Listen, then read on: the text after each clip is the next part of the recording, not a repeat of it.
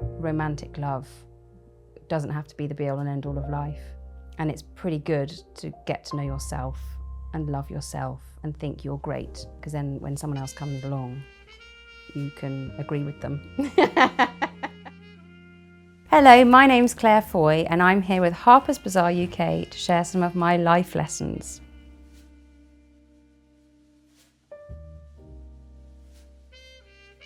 Basically what I realised when I had a child was just, oh my God, I've just got a life of pain, because loving people is so painful, because you realise they could go any second, and that is the most beautiful thing about it, but also the most traumatic and dreadful thing about love.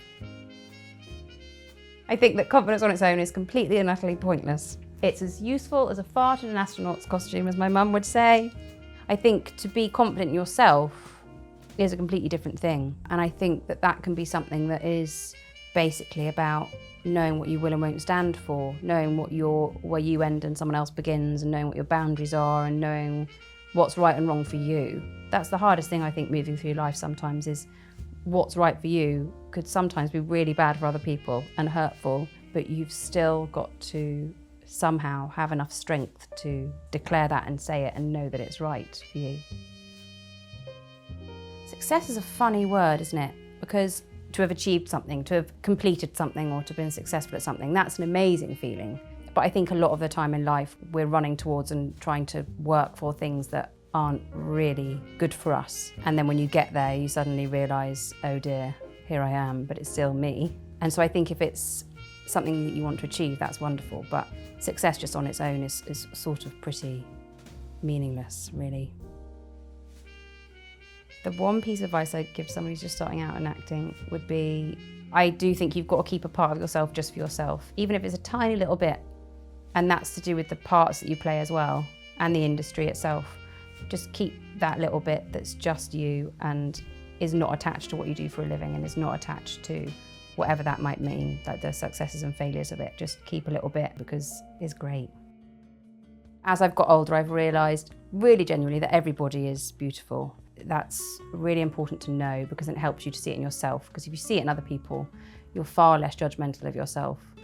And I think we're so judgmental of how other people look, and really we should just save our breath, really, and our time, and just see how beautiful everybody is and how beautiful the world is. What I've learned about style is you can't pretend you've got it because it's pretty obvious. But I do think the older that I get, that it's an expression of yourself. My personal style is definitely comfortable. Comfortable with pockets is me in a nutshell. My friends know the worst and best parts of me and love me just the same, and that's vice versa. And there's such an amazing non-judgment and equality in that I think is really, really special, and I really cherish. I mean, sometimes that's the only thing that's kept me going. I'm like, well, they still like me, so I must be all right. I have absolutely no idea how they describe me. I dread to think. But if you judge people by their friends, then I'm really great. Because my friends are so great and amazing. I definitely made a pact with myself, or like a New Year's resolution, to be nice to myself, to be kind to myself, and not be so mean to myself all the time. And that's been pretty great. Letting myself off the hook and talking to myself like I would talk to one of my friends, and not beating myself up about stuff. And although I don't always succeed, it has been really nice to just not have a horrible person in your head the whole time telling you that you're rubbish. In the late 80s and 90s, feminism, I think, had sort of disappeared as far as mainstream culture was concerned. But now I feel like the genie can't go back in the bottle, basically. Feminism, it's a doing word. It's about being alive and being a woman, and also, you know, very much standing on the shoulders of so many incredible women who for such a long time were not heard. It's so interesting to see another woman navigate the world in the way that you go, I want to do that. I want to be like that.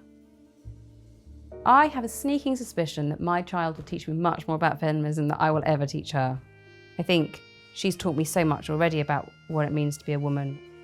I think the one thing I want to do is lead by example. So I really, really hope that I show her that it's all right to make mistakes and it's all right to fail. You know, I want to teach her that it's all right to be all the different things that she feels and that I feel.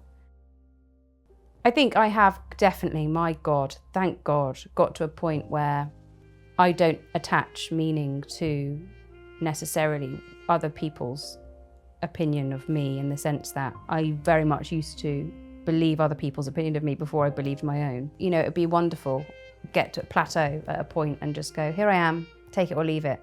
But I think that's what's interesting about life, isn't it? You go up and you go down and you have doubt and you have fear and you've just got to learn from each thing. But I'm definitely at a point now where I know that I'm worthy of lots of things that I certainly did not know 6 or 7 years ago.